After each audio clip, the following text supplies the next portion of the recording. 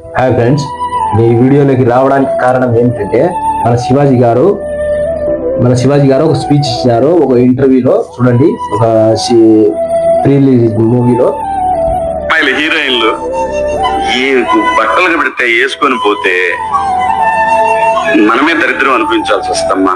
ఏమనుకోవద్దు, హీరోయిన్లు అందరూ మీ అందం చీరలోనో మీ అందం నిండుగా కప్పుకునే బట్టల్లోనే ఉంటుంది తప్పితే సామాను కనపడే దాంట్లో ఏముండదు.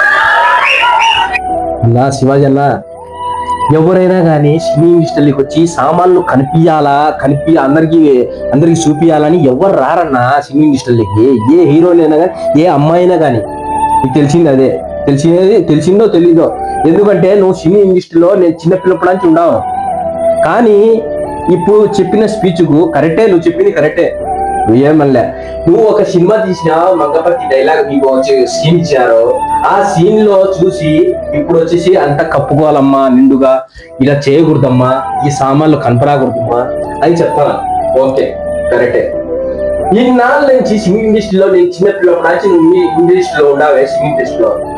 అప్పుడు ఎట్టపోయింది చెప్పు. ఇప్పుడు మెసేజ్ ఇస్తాను, కరెక్టే, ఓకే, మెసేజ్ ఇస్తాను, ఓకే. అప్పుడు ఎట్టపోయిందన్నా? ఈ సినిమాతోనే నీకు లోపల ఉన్న మనిషి బయటకు వచ్చినాడా? ఎట్లా ఏ డైరెక్టర్ అయినా, ఏ అమ్మాయికైనా, ఎవరైనా కానీ అందరూ వెప్పి చూపించాలని ఎవరు రారన్నా.